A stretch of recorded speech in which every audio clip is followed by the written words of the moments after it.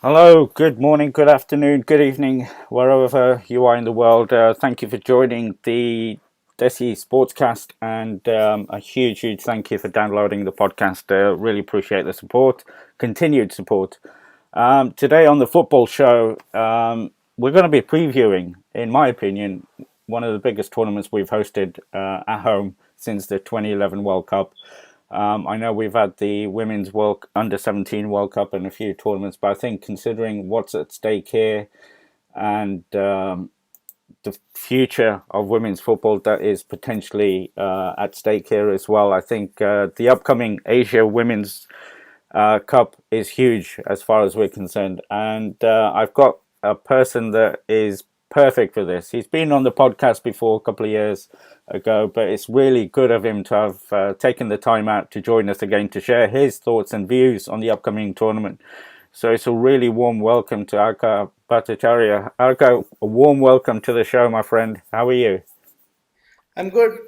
Thanks for having me on this podcast. And like I said, always, happy to discuss Indian women's football. Huge potential there. Huge opportunity for us I, as hosts. Yeah, go yeah, and on. I don't know if you agree with me that I think it's one of the biggest tournaments we've held in the country since the World Cup because of what's at stake.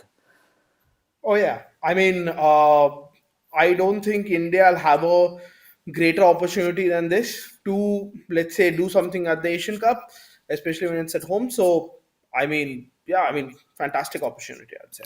And normally, when we talk about any sports related to our women, it's always a disappointing picture as far as the federations are concerned across the board. I'm generalizing here, but it's usually not a very good conversation because the lack of support and what have you. But despite the system, we keep producing fantastic women in sports, in various sports, and football is one of them. And I think it's generally agreed that our women's team is ahead of the men's team in not just world rankings, but in terms of their progression. Would you agree with that, despite the system? I mean, yeah, see, the system also has various layers to it, right? So now this year, the Indian women have played 14 matches, which is more than all of their rivals in the group have played, right? So yeah, I mean, but the level of women's football at the state level, the amount of game time they get continues to disappoint. So I'd say the system has to change from the bottom up for football. And when you say from the bottom up, usually it's from the top that things need to be put in place. When you look at the grassroots picture, a lot of girls, women playing the sport at the grassroots level in some states that you wouldn't think of in terms of playing football. I mean, we know the women's game in the northeast is a power, but when you look at the some of the states like Odisha, Jharkhand, my own Gujarat, there's a lot of grassroots level of football being played. Yeah, but I think the pandemic has severely hit these grassroots level competitions. And what happens in a lot of places in India is that socio-culturally, women are expected to perform, the household chores. So they've been restricted from going out. They've been restricted from playing. A fantastic story that came out of the recently concluded nationals is that Mizoram made the semi-finals of the nationals for the first time, but the Mizo women hadn't had any game time for 3 years. Despite that, the culture and the level of football, the footballing technical prowess that they had, it shone through, right? So for even for states, right, there is a clear hierarchy. For example, Manipur are clear heavyweights when it comes to the modern game. They just won 21st national championship, and there have only been 26. So clearly, there's a hierarchy in place. So places where culture dominates, I mean, women are going to keep on playing. But places where it's new culture, there it really depends on what parents and guardians and everyone thinks about sending these young women out to play. uh, I myself run a young women's team in Delhi, and Oh wow, yeah, it's difficult. We just qualified for the top division of Delhi this year, but fantastic. yeah, the Premier Division got cancelled got suspended rather due to Omicron. But we hope to compete as and when it resumes. I wasn't aware that of that involvement of yours. What's your team called, by the way? My team is called Sangam Vihar FC. We follow the athletic Bilbao philosophy where we want to pick up only girls from that community to really empower that community. But for now, we're playing under the aegis of a team called Rangers FC because we are unable to afford the license fee that is required to, play in the what do you say, Delhi division. So, but yeah, Rangers is Sangam Vihar FC. Fantastic, and hopefully after the show we'll have a conversation about that as well. It sounds really Yeah, exciting and something that yeah, more power to you, and hopefully people can listen to this and get on board and support what you're doing because that is yeah, absolutely what it's all about. yeah. I mentioned a couple of times now that this is, I think, the biggest tournament since 2011. I'm not saying that we should be comparing the Asia Cup to the Cricket World Cup, but I remember the World Cup and the build up to it and the excitement and the awareness that was out there and the expectation that was on the team. And like I said, I'm not comparing that there should be any similarities, but how's the build up in the nation and the awareness of this upcoming tournament? I think for the last month or coronavirus has dominated the headlines.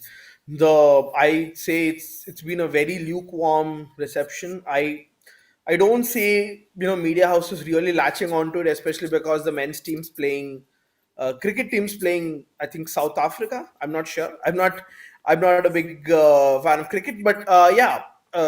So I mean, there could have been a more build up to the tournament. There could have been this grand spectacle, but I think COVID has kind of taken the sheen off the tournament. So, but all power to the women that are inside the bubble that are preparing for the tournament. They've played, like I said, 14 matches through the last year, right? That's as much as they played in a long time. They haven't played this level of competition in a long time. They played some really good teams. So, yeah, I mean, they're obviously the smaller football fraternity is obviously looking forward to it, but you have to realize that the football fraternity in itself is very limited and it's small. So I mean, I would say there are more followers of women's Premier League teams in the country than there are people that are looking forward to the Women's Asian Cup. And I know the pandemic has really hit the tournament in the sense that I think it's going to be behind closed doors, which is a huge, huge shame. Yeah. It would have been a really good spectacle to showcase our national team and the women's game, but it's just one of those things that we've got to live with currently. But in terms of TV coverage, what's that going to look like for those passionate supporters? I think Star, if I'm not wrong, Star has backed the broadcasting, right? Sorry, I'm sorry, it's Eurosport. I'm so used to Star when it comes to national tournaments, but I think it's Eurosport. Yeah, so I think people will get to watch it. I don't know how many people will watch it, but I know that when the Indian team went to play Brazil, Chile, and Venezuela in the four nation so-called Amazon's women tournament, they had a lot of views on YouTube. People watched, especially when we played Brazil. People were like, oh, it's a once in a lifetime thing. And the football fans in India grew up watching the Brazil men's team. So Brazil is this mythical land of football for us. So when the women's team played Brazil, it was a massive, massive occasion. It was absolutely, and it did make the headlines in terms of Briefly, briefly. yeah, Yeah, this is the sad part, but at least it did bring a little bit of it did. focus Yeah, into that. I'm so And glad. Yeah, I did. yeah, and I Because think these women, sorry, just have to mention these women come from extremely tough backgrounds. Some of these women, right? Eight of them are from Manipur, which isn't really one of the highest states with GDP per capita, right? But it has this insane culture of football, right? Like I said, 21 national titles in the women out of 26, the highest number of players in the ISL come from Manipur, right? So I couldn't be more pleased for these women that they made headlines in a cricket crazy country, even if just for one day. Yeah, absolutely. And I think I saw the it was good. It was they showed it on YouTube, so I watched the highlights of those games, which is good. And you know, at the start we did say how the federations don't support, but I suppose in terms of, and you mentioned the number of games the women played in 2021 because of in preparation for this tournament. I mean that. I'm just going to bring up what you mentioned about the number of games and who they played on this on the show on the screen, and I suppose that's a little bit of praise that has to go to the federation in terms of the support they've given. And just looking at the exposure tours they had and the games they had, there were a couple of games that were comparable in terms of where India were at that time, but a lot of tough games they played in foreign Yeah. conditions. Yeah, I think the two friendlies against Hammarby and Jew Gardens went easy. Neither were the three matches in Brazil, Chile, two World Cup playing teams, and one Venezuela wasn't easy. So a lot of change for the Indian national team in 2021. They let go of their coach of 4 years, Memol Rocky, who was the first women's coach of the national team since its inception in 1975. We got Thomas Dennerby on board, who was previously the under 17 coach. He was preparing a young women for the under 17 Women's World Cup that's coming up in India later this year, right? So, a lot of tough matches. India only won three of those 14 matches, which is why I'd say it's still a very huge prospect if even if they make the quarterfinals. I'd say it's tough. It's a tough situation for the women. And there was a little bit of not controversy when the change was made in the coach. What was your thoughts on that? I think Memol took the team as far as she could. You also have to note that she didn't have the services of our top scorer of all time, Bala Devi, for some time because she was injured. Even Thomas Denerby will be missing. What I think is someone who's a mythical figure in Indian women's football. Bala Devi, 52 goals in 58 games, an absolute uh, fierce player when it comes to just potting those balls into into net. Uh, so I mean, I kind of sympathized with Memol because of the conditions to the hands she was dealt. Uh, on the other hand, I feel that Thomas Denerby is also a very good coach. He's taken the team as far as he possibly can in the short time, and they've never looked more organized. I'd say. I'd say Denerby's come in and he's been right on the money, but sometimes for the team to really jump to the next rung of Asian football, it's at least a 5 to 10 year cycle. It's not something that's he's going to bring in overnight, right? India's Let's face it, India's not among the favorites for this tournament, and he could not have done anything possibly in that short time to prevent those losses to Brazil, Chile, or Venezuela, right? And I think you'd agree that it would have been a big ask to expect the team to compete against those South American nations who have a lot more professionals and Yeah. have had a, like you say, have got to the World Cup stage, won the tournament in case of Brazil. Well, you don't need to say anything about Brazil in football. But in terms of what Thomas has brought in, in terms of tactics and the conditioning. And like you said, they're not the favourites. But when you look at these results, I mean, some of the results, yeah, at the start, when you look at the result against Russia in the Turkey tournament, was a bit one-sided. But against the likes of Serbia and Ukraine, they're top nations when it comes to women's football, and Yeah. we didn't get overwhelmed by against them. And then you look at the Yeah. results against the Swedish club teams. All right, they were club teams, but they were Hmm. exposure games, and we did compete. Yeah. I always say that to close the gap for Indian women's football, it's easier than to do it in men's football, right? I mean, I know I've said probably like a zillion times now on various platforms, but it's true. India can close the gap very easily because what happens in the Indian women's football ecosystem is that teams don't function for 12 months a year. They function for, let's say, they start functioning 10 days, 15 days before the state league starts, and then maybe again 10, 15 days before the Indian women's league starts. So I mean, when you actually get a bunch of people together and there's some cohesion, you teach them, more tactics, because at that level you can't really develop them for the technically. It's all tactics that they have to inculcate that point of time, right? So what Thomas has done, and from all the feedback that I'm getting from people in the camp, from players who've trained under him, is that he's somebody who's very clear with his tactical understanding, and he communicates that very well. So you could see that the tactical awareness of the women has also gone up. They're trying different things. India's playing 4-3-3, sometimes 4-4-1-1, sometimes a 3-4-3. So they've come to a place where they can adapt, maybe have 3-4 systems, which I think in itself is a huge win in the last year. And let's not forget, I mean, we have to compare ourselves against the best in this run of games that we played last year against Brazil. At half time, it was 2-1. We had chances, but I think it was just the stamina and the level that the Brazilians have that caught up with us in the end. And that's not something you can learn in a year or two. Yeah.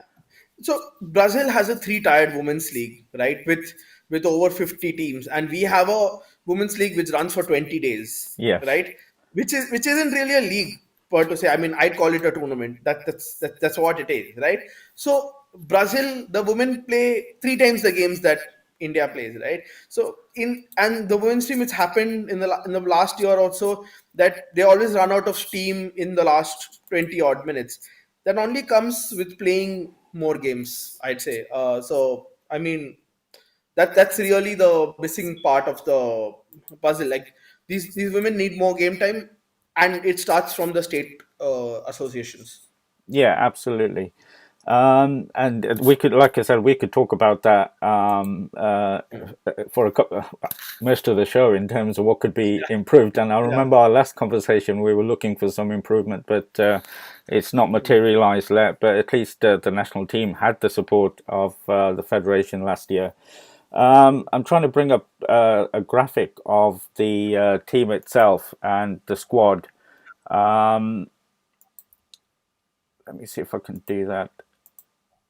And if you want to talk about the squad that was playing, if I can get the graphics up, it's going to be difficult. But while I do that, if you just mention the team that was the squads that have been selected, and we can go through that the squad. Yeah. So we've got the So goalkeepers of uh, Linong Tabai Devi, Aditi Chauhan, and Somia. hmm, And generally, the squad is Sweetie Devi, Ashlata Devi, Ritu Rani, Sanju, Dalima yeah. Chiba, who we've had on the show a couple of times, Manisha Panna, Silki Devi, Kartika, Priyanka Devi, Indumati, Anju Tamang, Ratan Bala, Kamala Devi, Sunita Kumari, Sandhya, Renu, Grace Hmm. Dangmo, Piari Xavier, Manisha, and Mariam Bao. Your thoughts on the squad that's been selected? I feel there are a couple of positions which India could have done with more depth or more experience. Or generally, I feel, I mean, and I don't want to sound too discouraging, but I mean, better players in that. I mean, and better players is always a personal opinion in India because we really lack stats to really gauge them by, right? But as far as the eye test goes, I feel the goalkeeping position could have done with more depth. Sometimes Denerby plays with a back five, so Indian women's football doesn't really have natural wing backs, so that's again a bit of a concern there. The biggest problem I feel is that the lack of a natural number six. Sangeeta Basfore was the Indian, number six, but she got injured. She could not recover from a ACL injury in time, and obviously the biggest loss is Bala Devi. I'll say the attack looks a bit light without her. I mean, there are still heavyweights there who can do the damage for Team India, but I mean, Bala's like a huge loss. Just imagine England not playing without a Harry Kane, right? I mean, that's the. Uh, I mean, Bala has just been the best player in this country for the last 5 odd years. So, I mean, huge loss for Team India. Absolutely. But if you were to pick, I mean, in the games, it was good to have Dalima back after her spell in Canada. So on the right back position, and Aditi is probably favourite to be goalkeeper. Yeah. How do you see the sort of first 11? What would your first 11 be in the first game? So I feel that against stronger opposition, Denerby might go with the back five. But in the first two matches are a must win for India. Like those are the two key matches for India: Chinese Taipei and Iran. I feel we'll go with the 4-3-3. I think so. And in keeping with modern convention, I should say 1-4-3-3. Yeah, Right? Never miss out the keepers. Aditi, I feel takes up the goalkeeping slot. I feel Dalima at right back, Sweetie and Ashalata at centre back. Now the left back's a bit of a conundrum. He has fitted in Sanju in the past there.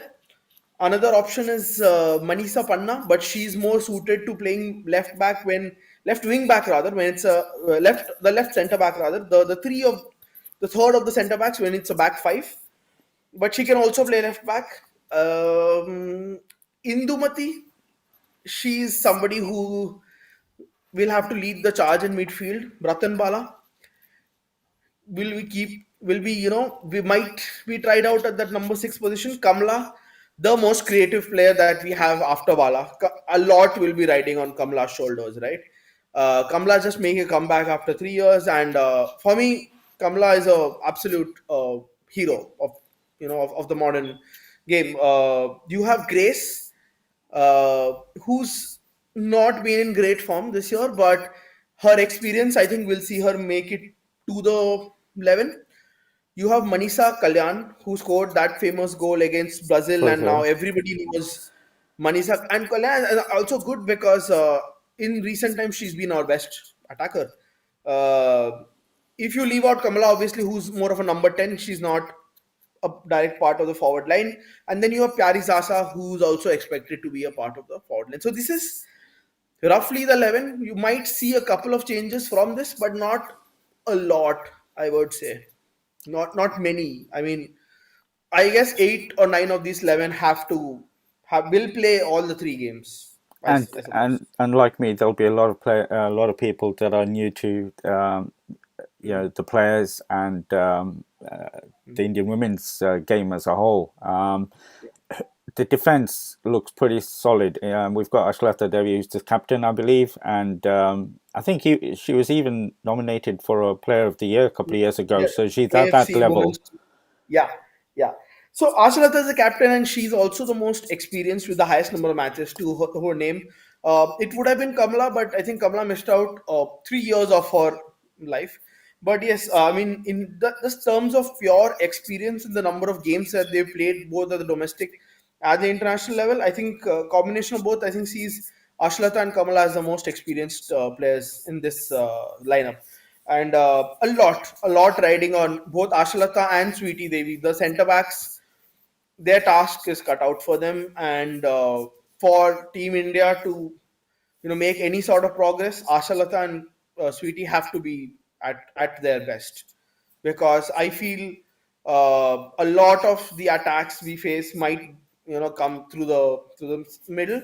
I think in Denerby's time we've managed to keep our opponents quiet on the flank, but I think the spine of the team is absolutely crucial. And along with Sweetie and Ashlata, you can also add Kamala, Indumati, and Manisha. So Manisha might still play as a winger, but she's one explosive player, and she is possibly going to be our best outlet now that Bala's not playing. So these five especially are key to India's fortunes at the World Cup.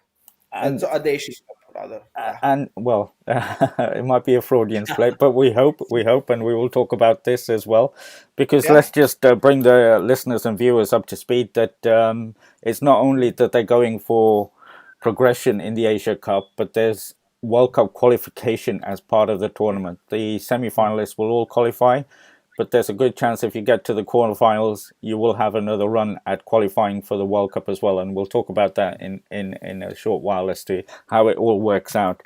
But just in terms of, we've talked about the defense and you talked about the playmaker being so crucial. Where do you see the goals coming from? Because when I look at the squad, the goals at the moment, Dang May Grace seems to be the leading goal scorer when it comes to the girls up front. But then we have Kamala Devi with 33 from midfield.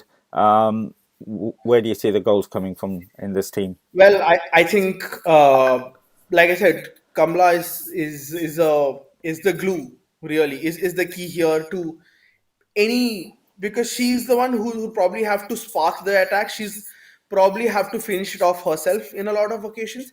But the good thing is she has the access of Indumati and and Manisha.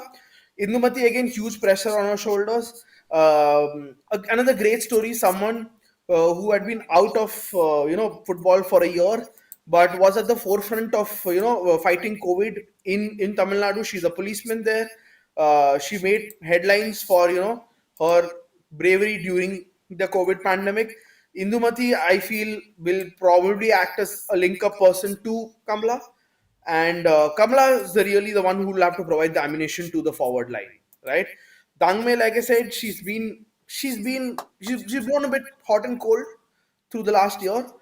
I won't put a lot of pressure on her shoulders, but I feel the access of Indumati, Kamla, and Manisha are really the ones who have to provide the spark, and and I think Dangmei and Pyari and whoever comes on as a sub, whether it's Ritu or whoever else, has to work their socks off the ball in order to give these three the space they need to create and finish. So it's clear that three of the top front six will have the off the ball duties, and these three that I mentioned, Indu, Kamla, and Manisha, will have the you know And stock finish. is, correct me if I'm wrong, is Indumati the police officer? Yes, Indumati is the police Yeah, and officer. I think she Yes. just typifies the whole squad in the sense that her struggles I've heard about, and Yeah. what it took her to get to this stage. And like you said, Yeah. the work she did during the pandemic and what have you. I think that just typifies the determination and the. Yeah. I'd say more than, I think both her and Kamla are wonderful stories. Kamla was out of the team for 3 years. Um, I mean, there was a bit of a tiff between her and the coaching staff. And, Kamla came back on the strength of her own game. At the Nationals, Kamla got 20 goals at the Nationals 2 years ago, and only Bala with 21 outscored her. So Kamla came back because purely on the fact that on her day she's the second best player uh, in the country. So both Indu and Kamla, I feel, fantastic stories, fantastic role models for the future generation to follow.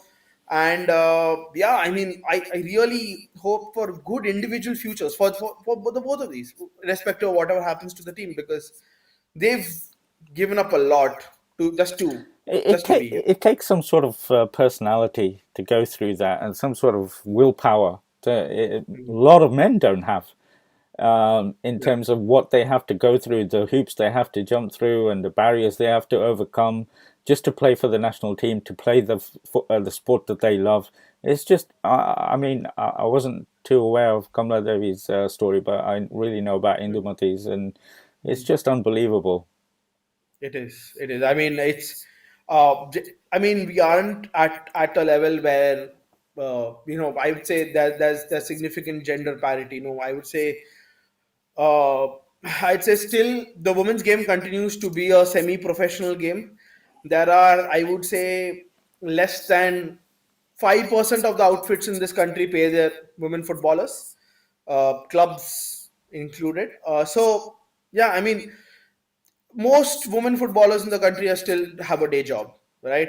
Whether it's Kamala Devi with the railways or Indumati with the Tamil Nadu police. In her case, it was the Tamil Nadu police personnel who, who did not allow her to, who did not sign off on a leave, Yeah. and that's just heartbreaking. To be honest, I sometimes wonder what would happen if, listen, the system's not just the federation, right? It's the support system as well. It's educational institutions giving them sports quota, scholarships. It's government institutions giving them jobs. I sometimes wonder what would happen if the support system really, got its act together and said, yes, we're going to support women's football. I feel I feel that is the day we see real change. And that's why I think this tournament is so crucial. Because can you imagine if our dreams come true and they get to Hmm. the semi-finals? And I Hmm. can think of a route that we could get there, but it's even through the quarterfinals and we get to the World Cup, this could be a real game changer for women's football in India. Not to add pressure to the women, but there's a lot at stake. Let's be honest. Okay. There is. They're not just playing for themselves. They're playing for the likes of Bem Bem Devi, who hadn't played the Asian Cup after 2003 because of the declining standards of the team. They're playing for Bala Devi, whose work of a lifetime was probably culminating in the Asian Cup, and she cruelly missed out due to injury. They're facing for they're playing the game for thousands, tens of thousands of women, young women who dream of playing at this stage, right? um I mean, I I don't want to say this, but I feel the generation of women who'll bring us, who'll take us through to some respectability at the world stage is probably yet to be born. But they're playing for those women who are yet to be born as well, right? They're playing for stories, they're playing for history, and I really wish them all the best. Absolutely, absolutely. And in terms of the schedule, if we look Hmm. at the schedule that's coming up, the tournament obviously kicks off for us on is it Thursday on the 20th Yep. against Iran. So in our group, we've got Iran, Taiwan, and the powerhouse that is in women's football in Asia, China. So it's not the easiest of groups. Normally the hosts get a bit of luck in terms of the group seedings, but not in this case. There's only three groups there. Um, and you mentioned the fact that it's the must-win game against Iran, who are ranked 17th in the world. And we played a couple of Arab nations in the preparation. We played against Bahrain, I think, and the UAE, where we had comfortable victories. Um, and that is a must-win game. Let's be honest. So, to be honest, rankings mean for nothing at this stage, right? And one thing with Iran is that they are a nation who improve very rapidly. When they take up a sport, you have to realize that of these four nations, Iran only played their first international in 2005, only 16 years ago, right? And at the fourth time of asking, they've qualified for the Asian Cup, right? Um, Coincidentally, a lot of members of for the women's national team play for Gokulam Kerala FC, right? Who played in the Asian Club Championship against Shardari Sarjan of Iran, right? Who also feature a lot, a huge number of their national team, and surprisingly, Gokulam lost to Shardari, right? So rankings mean for absolutely nothing, and the Iranian team's graph has only gone one way up. You have to realize that they are also playing for a lot of things. The ban against women in their stadium, the fact that Iranian Revolution of 1979 set women's football back at least a couple of decades, if not more, in Iran, right? So the Iranian women are also playing for so much. I, in fact, think they'll be a bigger test for India than Chinese Taipei. And you mentioned the struggles the Iranian women have faced in getting Yeah, to this stage, but it's no less than when you talk about the struggles our women have faced in a way. Um, yeah. so the parallels are there in terms Hmm. of the Hmm. determination to get to this stage and perform and do well. But when you look at, I think we're currently ranked 55 and Yeah, Iran at 70. yeah. But you think that rankings go out of tournament football? Yeah, because I mean, simply because, like I said, whenever Iran take up any sport, the men or the women, for example, we saw it in kabaddi. Both our kabaddi teams were upset in the last Asian Games by Iran, and Iran took up the sport much later than us, right? Uh, I also told you Shardari Sirjan beat Gokulam Kerala at the Asian Women's Club Championship, right? That was kind of a match of the two national teams by proxy, because a lot of the national team players play for these two teams in the respective countries, right? Whether it's Shardari or whether it's Gokulam, right? Gokulam have the cream of the crop when it comes to the national team, right? So I mean, the warning signs are there. I would I would not take Iran lightly at all. And I think on the eve of the tournament, Thomas Dennerby speaking to the press said, we should not take Iran lightly, because they have a really young and vibrant up and coming team, right? So I would say that, and Iran also defeated. So Iran vanquished Jordan on the way to qualifying for this tournament. It's a debut, but I would say they're one of the potential candidates to snatch that second place ahead of India, simply because, like I said, Iran, the footballing culture, it improves, even though the women's team is only 16 years old, right? And in India's team goes as way back as 1975. I can see the Iranian team rapidly improving. So do not discount Iran at all, I'd say. Well, absolutely. But in terms of Mhm. Chinese Taipei, they're ranked, Mhm. and we beat them 1-0. I think it was in Yeah, 2021. yeah, But that was a friendly and preparation, so we can't read too much into it. But at least yeah, we have played them before, and yeah. they We have familiarity. Thomas Dennerby, again, on the when he's speaking to the press, he said this is the match that he's most uh, confident about, right? So I think for India, step one is to actually beat Chinese Taipei, right? That is the must-win game, and I think at least get a draw out of the Iran game, right? Even to finish as two of the best three runners up, two of the best three third place teams, right? So I would say Chinese Taipei, our probability of beating Chinese Taipei is highest, because they are fallen giants. Uh, One point in time used to be a powerhouse in Asian women's football. Have won the tournament also, if I'm not mistaken, the Asian Cup. But like I mean, we are also familiar because, like you said, we played them in the recent past. We beat them 1-0. And yeah, I'd also personally say that I'd say Chinese Taipei right now is probably the weakest of the teams in the group. Don't come and hold my neck if you lose to them. But yeah, but yes, I'd say India has a higher chance of beating Chinese Taipei than it has of beating Iran. so I've just brought the graphic up after struggling with the IT here, but I've just brought the graphic up in terms of the group. So in Group A, like I said, we've got China, Taiwan, Chinese Taipei, and Iran. Group B, Australia, Thailand, and the Philippines. And Group C, Japan, Korea, and Vietnam. So in terms of our chances, top two obviously qualify for the quarterfinals, and I think the best top third, best two third place teams qualify for the quarterfinals.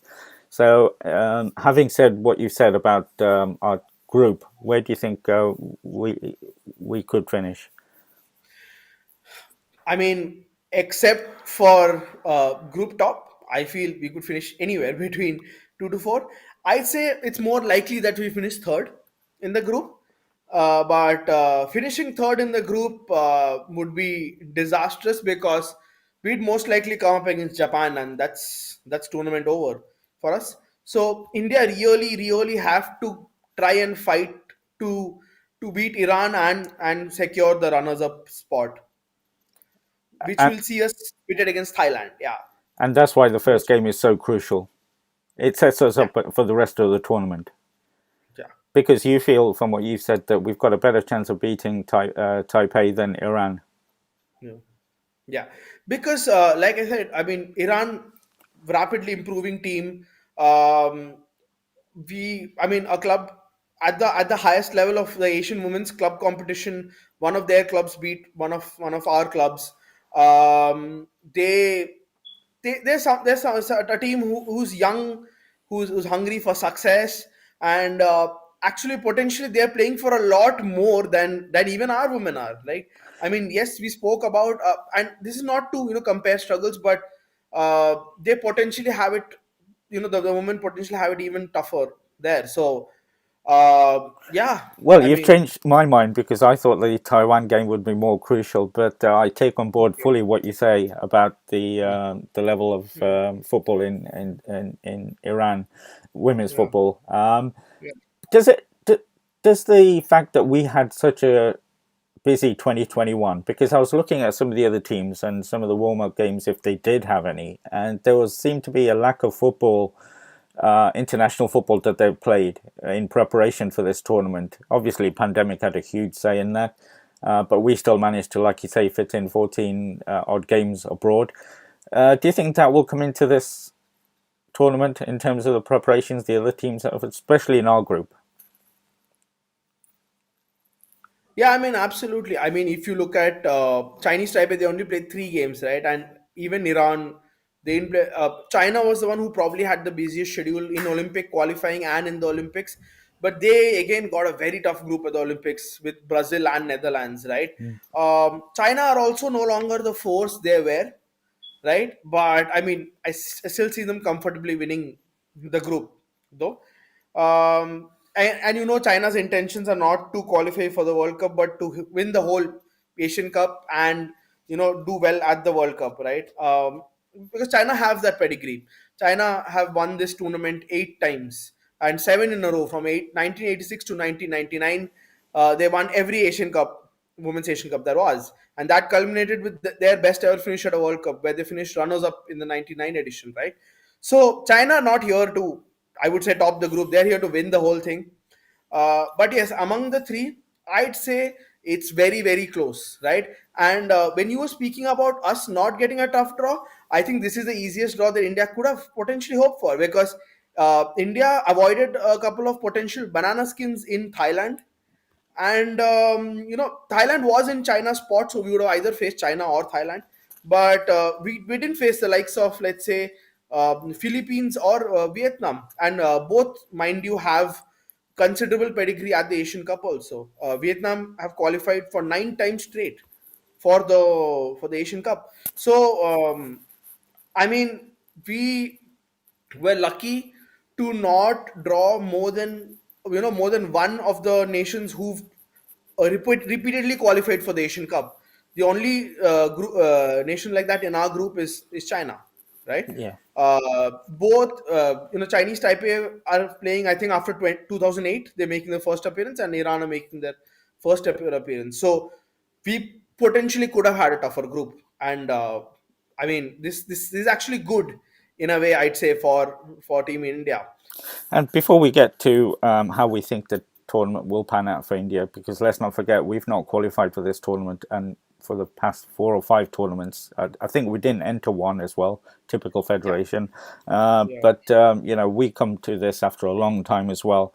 But I know you said don't look too much at the rankings, but the number one ranked team in Asia is not in this tournament. The North Koreans are not there. mm, But mm. the other powerhouses and previous World Cup winners, Japan, Australia, a really powerful team. Obviously, there's. How do you see the tournament in terms of favourites, and who do you think will be in the final? Well, Japan versus Australia is what I have predicted, right? So in terms of powerhouses, like you said, yeah, North Korea are missing. A couple of others who could have potentially made haven't, because they got tougher groups. Uzbekistan, for example, Uzbekistan, yeah. haven't made it. But yeah, I mean, but the last tournament was hosted by Jordan. Apart from them, seven of the eight teams which played the last Asian Cup played this are playing this edition as well. So all of the World Cup spots and all of the Asian Cup spots, contrary to what we might think, have always been taken by a set group of nations. And World Cup, if I leave out Thailand's qualifications for the expanded 24 team tournament, or South Korea or Chinese Taipei's qualification way back in 91, China, Japan, Australia, North Korea are the powerhouses. It's fairly simple. And even though they're not there, even though North Korea are not there, I would still feel it's one of these threes. It's one of these threes to take home: China, Japan, or Australia. And we are potentially set up for a China versus Japan semi-final, and it should be a tight affair. But I feel Japan versus Australia is the potential final. Well, we want Australia to get certainly to the semi-finals because as hosts of the next Women's World Cup, they've already got a spot in there. So Yeah, yeah, it's in Australia and New Zealand, isn't it? So yeah, that's good for us in the sense that it'll open up one more position that would go, like you say, quite rightly, to Australia in terms of yeah, qualification. yeah, And you said that you think it will be another, and I say another because I think the last two finals yeah, have been between Australia yeah, and Japan, yeah, yeah, going Japan's way. yeah, But Thailand made it to the semi-finals last time, which is not a surprise, I suppose, considering their trajectory in the men's and women's football. yeah. And again, they're in the tough. They're with the Australians, and Right. the weakest team in the tournament. The Philippines. No, I think Indonesia the weakest team, Indonesia. Yeah, but Philippines and obviously you can't see anybody else but Australia and yeah, Thailand qualifying from that group. I think Group C is the toughest of after what you said about Vietnam as well. Currently ranked 32nd, Korea 18, and Japan are ranked 13th in the world. So that is the group of death in this tournament. There always has to be one. yes, Group C undoubtedly is the group of death, because, like I said, there are three really good teams with Asian pedigree. Vietnam also there, right? And it's a shame because South Korea are also, like I said, they're a growing power in women's football, but unless and until they upset Japan, South Korea looks set to face Australia in the quarters, and right, and that's our first major clash of the tournament. If you discount the Japan versus South Korea clash in the group, right? Or in the knockouts, it looks like Australia might face South Korea in the quarters. So, the yes, like you said, Group C is a group of death, and even Myanmar are no pushovers, right? But yeah, I mean, I would potentially say that these three are a notch above them. So yeah, I mean, Indonesia, I mean, Chinese Taipei are potentially teams that Myanmar might have beaten if they had got them in their group. Okay, I think this is a good time to talk about the your predictions in terms of how it goes, and you can explain to us how World Cup qualification, in my opinion, is a realistic goal for Team India. Again, not wanting to put any extra pressure on the women, so I've just brought up the graphic of how the knockout stages could pan out and your predictions in terms of it could work out. Do you want to talk us through this? Yeah, just very quickly, right? So, I mean, I see China, Australia, and Japan winning the groups, right? I think we all agree on that. The five predictions that I'm more or less confident about is that China, Australia, and Japan win the groups. South Korea comes second in Group C, and Thailand comes second in Group B, right? And then there are three quarterfinal spots left, right? So in Group A, depending on what happens in the India versus Iran match, I feel it's either India third or Iran third and the other second, right? Yeah. So potentially, let's assume the best case scenario for India is they finish second in their Yes. group, right? Yeah. So that leaves China facing one of Philippines or Vietnam, and I think that's China's to win. You have Japan facing the winner of either Iran or India face Philippines, which I think uh, you know I think Japan beats the team there. Australia was South Korea. Australia squeezed through, and the last quarter final is really the one that we really have to target, because if India, I mean, of the top four, powerhouses at this tournament, right? The good thing is that good thing for India is that Australia might knock off South Korea in the quarters, right? Those are the four strongest: Australia, South Korea, Japan and China. So if India face Thailand, there is a hypothetical chance that India might beat Thailand. I would still say Thailand are the favorites going into that match, but that is the easiest case scenario for India, This is where India, yes. I where India beat Iran Yeah, and then India beat Thailand. That's the easiest case scenario for India to qualify for the World Cup, right? because Uh, just to clarify, semi if you get to the semi-finals, you're in the World Cup.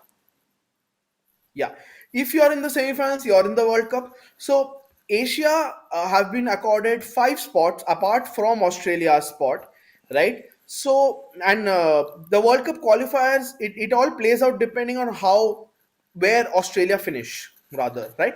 So if Australia and I see Australia making the semis, right? So I'm going to talk accordingly.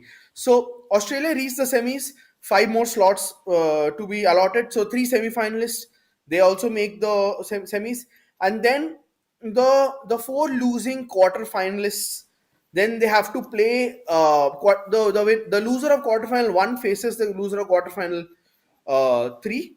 So that is potentially between South Korea facing someone between Philippines and Vietnam, Yeah, and I see South Korea taking that spot again, yeah, right? yeah. So then it comes down to the crucial tie, right? Where if India does manage to, let's say, grab one of those quarterfinal spots, right? So it's India versus Philippines, right? So it's either India versus Philippines or India versus Iran once again, if we manage to qualify from our group, right? So, but even if we lose, right, there is another repechage round where we can make it to the intercontinental playoffs, right? That will But be tougher. intercontinental, it's a tougher because there are 10 teams. Unlike the men's World Cup, it's a 10 team tournament Yeah, being held in Australia and New Zealand next year, where teams from from Africa, from Oceania, and from Europe. CONMEBOL and CONCACAF, everyone plays that tournament, right? Yeah, So that is really difficult. So the best scenario for India is either India makes the semifinals, or India beats the losing quarterfinalist in the other in the repechage round. But mind you, again, like I said, India will have to put in any case, India will have to put off two results. India will have to beat an Iran in the group, or at least draw with them, and they have to win another match potentially against Iran or Vietnam or Philippines, right, or yeah, Thailand, uh, depending on how. So it's a little bit complex, but like I said, either way, India, all depends on that game against Iran, because I feel we might just edge Chinese Taipei. But if we draw against Chinese Taipei or lose, I feel our campaign might just be over then and there. yeah. So we play Iran on the 20th, Taiwan 3 days later on the 23rd. Then we can take a rest after qualifying for the quarterfinals against China on the 26th. That's the perfect Hmm. scenario for me in terms Hmm. of our progression. And I think looking at it, and I take on board what you're saying about Iran, and I'm really looking forward to the game because you're the expert on this in terms of what I thought would be the tougher game. Like I said earlier, it would be against Taiwan, but I mean, even let's be realistic. Even a draw against Iran will not be the end of the tournament because we'll see how the other teams pan out, and if we can go against Taiwan and replicate what we did in 2021, we're still in a very good shout. And but I think it's crucial that we finish second in this group. I think that's the main point, isn't it, for us to have a realistic chance. And like you said, against Thailand, it's a pity the crowds aren't there because I can just imagine if we got to the quarterfinals, that stadium would be full. I think it would be full because so much would be riding on that tournament. I really feel for the ladies. Yeah, because the one time India's realistically almost been close to the World Cup. So India used to, before the Women's World Cup was instituted in 1991, there used to be these mini World Cups, right? Where essentially like a who's who of women's football would play, but except without the official tag of World Cup. India used to play those tournaments, but and India used to be a powerhouse in Asia in the 70s and 80s, right? We won this Asia Cup. What? Were in the final or something like that. Final Yeah, three of times. 83. Yeah, Yeah, two times two in times. Yeah, 83, and I think in 79 someone had the bright idea of splitting India into India North and India South. I don't know where that idea came from, but essentially, India were this close to qualifying for the World Cup in 1999, where they were one game away against Japan, and if they had drawn against Japan, they might have stood a realistic chance. But a goal by the legend Homare Sawa sank India 1-0. No shame at all losing 1-0 to Japan, and we've never come close. So again, India versus Thailand, if it happens, will again be India within one game of game of qualifying qualifying. for the World Cup, right? History repeating itself, and I hope we are on the right side of history this time. Absolutely, and I've been seeing the official YouTube releases from the Indian camp, and the ladies are well near having fun, which they should to relax. Obviously, a lot of training and preparation going on behind the scenes. They've had an incredible 2021. I don't think we'll have, like you say, a better chance than this playing at home with this sort of format as well, where you've got World Cup qualification possible. It's the excitement for me personally is really building.